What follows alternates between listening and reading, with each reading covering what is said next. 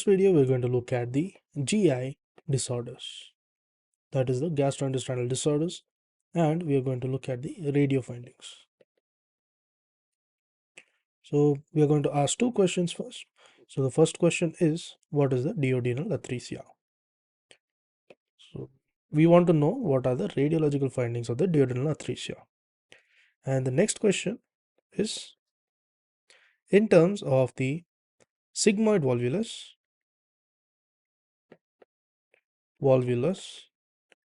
what is the radiological pattern? So in this video, we'll find the answers to these questions and we'll learn about this topic in detail. So first, we are going to look at the duodenal atresia.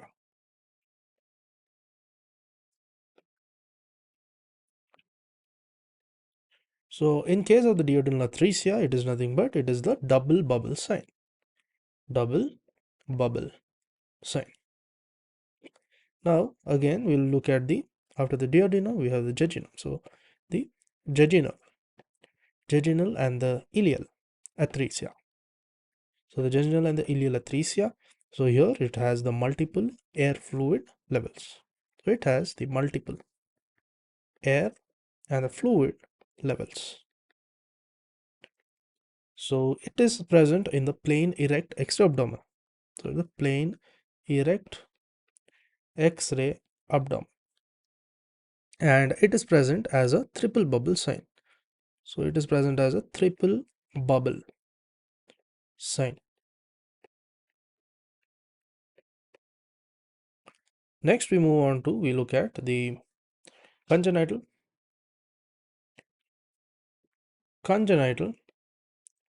hypertrophic pyloric stenosis. So here it is a single enlarged gastric gas bubble. So it is a single enlarged gastric gas bubble. So this appears as a single bubble sign. Single bubble sign. Then moving on, we look at the sigmoid volvulus. So in case of the sigmoid volvulus, this appears nothing but as a coffee bean sign. It appears as a coffee bean sign. Next, we look at the achalasia cardia. So in terms of the achalasia cardia, so this is nothing but a bird beak sign. It is a bird beak sign. Then what about the small bowel obstruction? So in case of the small bowel obstruction, so in such a case, there is the obstructed bowel vessels. Bowel loops are central in location. So the central in location are the bowel loops. And they show a valvulae connivence. So what does this mean? This basically, it is a mucosal.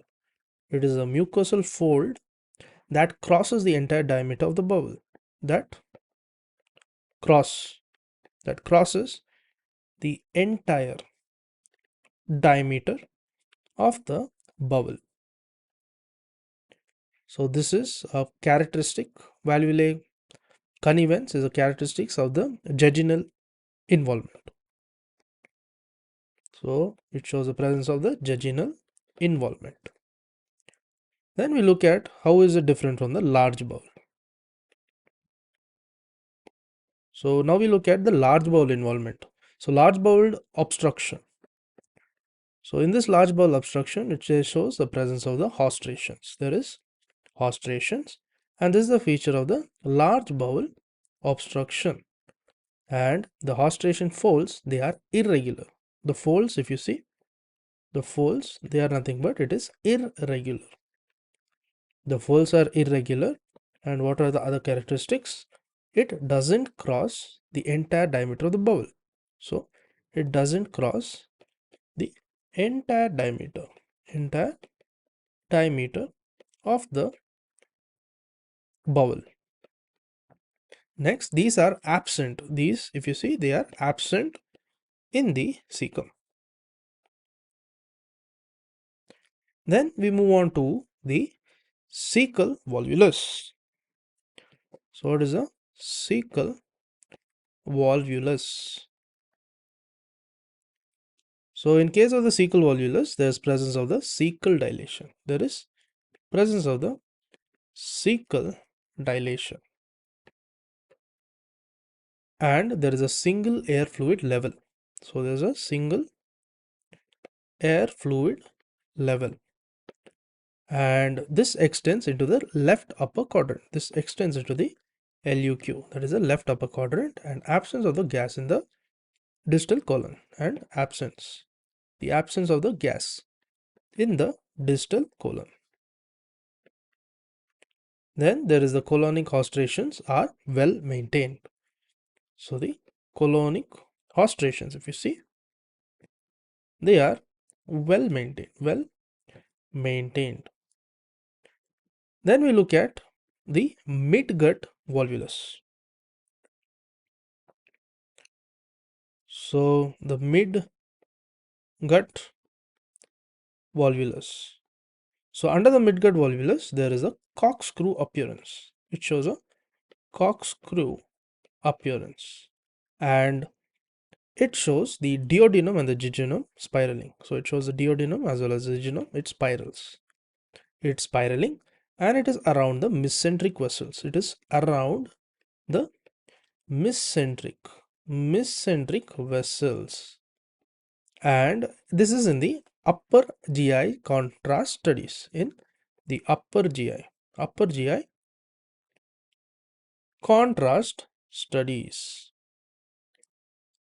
Next, we look at the necrotizing enterocolitis. So the necrotizing enterocolitis. So what is this necrotizing enterocolitis?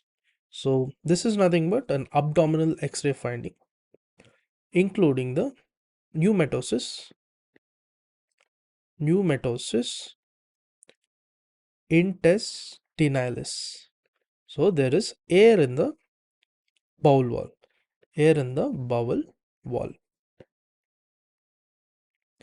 Next, we move on to the cystic fibrosis. So what happens in the cystic fibrosis?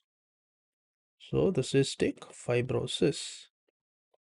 So under the cystic fibrosis, we are looking at the abdominal X-ray. So in case of the abdominal X-ray, this is with the contrast enema, along with the contrast enema. So this reveals a microcolon. It reveals a microcolon, and this is with the several meconium plugs, with several meconium plugs. So this was about the GI disorders and their radiological findings. Now to answer our questions, we asked just 2 questions. So the first question we asked was, what is the duodenal atresia appearing as? So the duodenal atresia, as we have seen, it is the double bubble appearance. Double bubble sign is seen. Next question we asked was, what is a sigmoid volvulus?